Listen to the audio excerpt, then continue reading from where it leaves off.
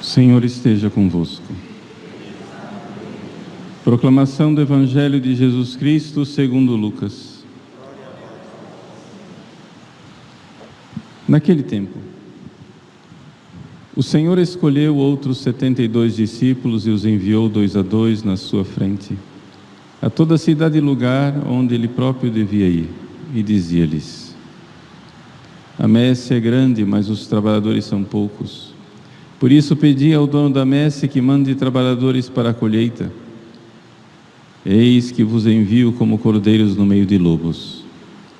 Não leveis bolsa, nem sacola, nem sandálias, e não cumprimenteis ninguém pelo caminho, em qualquer casa em que entrardes, dizei primeiro: a paz esteja nessa casa. Se ali morar um amigo da paz, a vossa paz repousará sobre ele. Se não, ela voltará para vós. Permanecei naquela mesma casa, comei e bebei do que tiverem, porque o trabalhador merece o seu salário. Não passeis de casa em casa. Quando entrardes numa cidade e fordes bem recebidos, comei do que vos servirem, curai os doentes que nela houver, e dizei ao povo: o reino de Deus está próximo de vós. Palavra da salvação.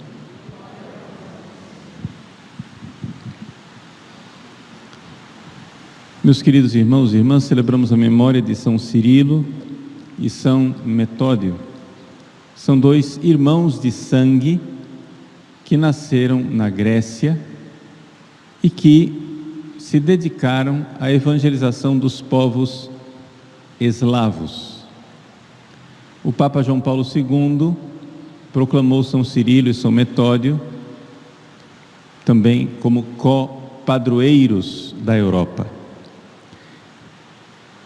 Por que é importante celebrarmos a festa desses 2 irmãos missionários que dedicaram sua vida à salvação das almas no distante século IX?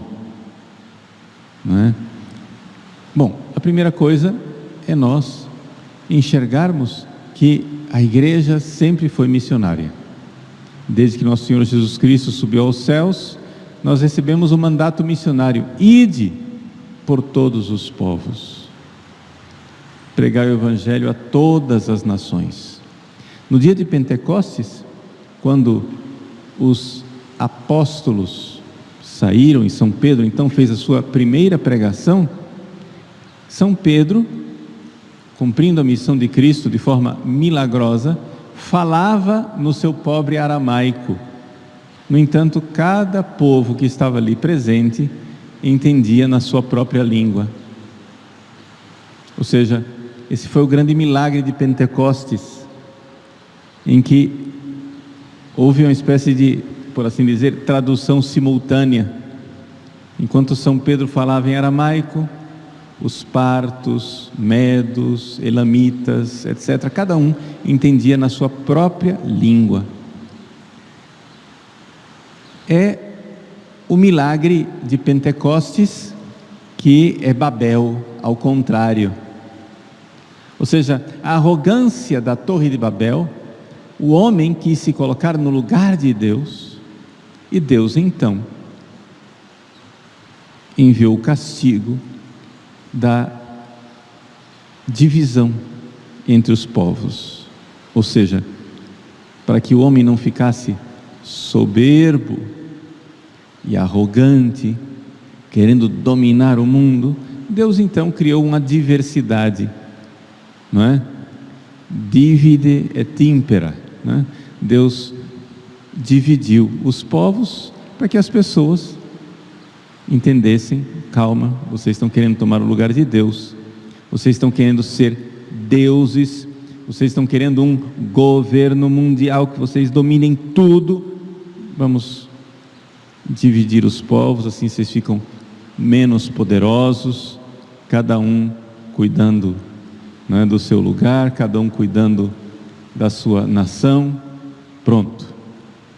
Então foi isso que Deus fez em Babel. Ele dividiu os povos, confundiu as línguas, para que o homem, na sua arrogância, visse que ele não tem tanto poder. Uma forma que Deus inventou para limitar o poder humano, não é? E assim não houvesse um homem poderoso que se colocasse no lugar de Deus, como em Babel.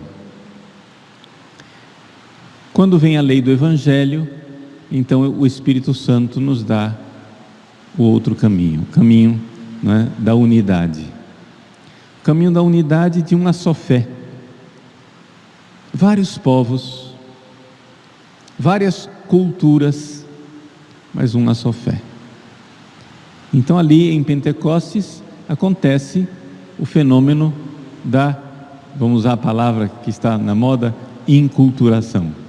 Ou seja, a inculturação, que era o seguinte: a mesma fé, a única fé, a fé da igreja, que agora fala as diversas línguas para mudar as culturas. Importante entender isso. Vamos ver o exemplo claro de São Cirilo e São Metódio. São Cirilo, São Metódio tinham a cultura grega, falavam grego, mas acontece que os povos do nordeste da Europa eram povos eslavos, eram povos que não falavam grego, que não entendiam o Evangelho, que não tinham recebido a pregação do Evangelho. Então o que é que eles fizeram? Foram lá, estudaram a língua deles, estudaram a gramática, já que eram povos analfabetos, fizeram um alfabeto para poder expressar aqueles sons, porque as línguas eslavas são línguas que têm uma riqueza fonética, uma série de sons que as nossas línguas ocidentais não têm. Então precisava de um alfabeto diferente para retratar aqueles sons diferentes. Então eles fizeram o alfabeto, que é conhecido como alfabeto cirílico, por causa de São Cirilo, até hoje se chama de alfabeto cirílico. Quando você vê lá o russo, né, aquelas letras russas, aquele lá quem inventou foi São Cirilo, o santo que nós estamos celebrando hoje, o alfabeto russo, né? Só para você identificar do que é que nós estamos falando. Então eles inventaram um alfabeto, estudaram a gramática, fizeram o possível para quê? Para evangelizar, para transmitir a mesma fé dos apóstolos numa língua diferente, para fecundar aquela cultura e transformar aquela cultura numa cultura cristã. Vejam, então, o que é inculturação? Vamos entender o que é inculturação. Inculturação é um processo que a igreja realiza para modificar uma cultura. Ou seja, eu tenho ali uma cultura, como por exemplo, vamos pegar o nosso Anchieta. São José de Anchieta veio para o Brasil e estudou a língua tupi. O Brasil dos primeiros séculos não falava português. A língua geral aqui no Brasil era o tupi. Inclusive os portugueses, quando chegavam aqui, tinham que aprender tupi, porque era o que todo mundo falava. Então o Anchieta estudou, fez pela primeira vez o estudo da gramática tupi. E ele então começou a escrever catecismos em tupi, poesias em tupi, teatro em tupi. Para quê? Para pegar a cultura dos índios e modificá-la,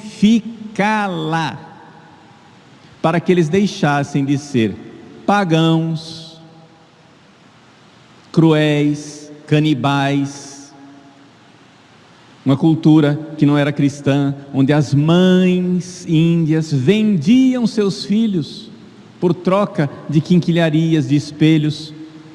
Chegavam lá os portugueses com espelhinhos, etc e tal, e as mães alegremente pegavam os filhos e entregavam.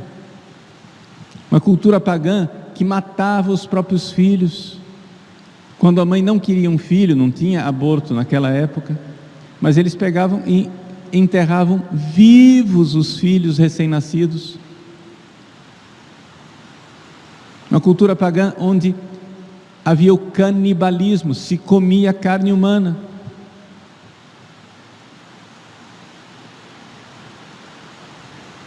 Uma cultura pagã onde havia o incesto, onde não havia respeito, havia adultério, etc., em várias dessas tribos. Pois bem, o que é que quis Anchieta? Anchieta aprendeu a língua dos índios para mudar a cultura dos índios. Isso é enculturação. Enculturação é um processo de adaptação da mensagem cristã à linguagem de uma outra cultura, para que aquela cultura seja fecundada, modificada, transformada, cristianizada.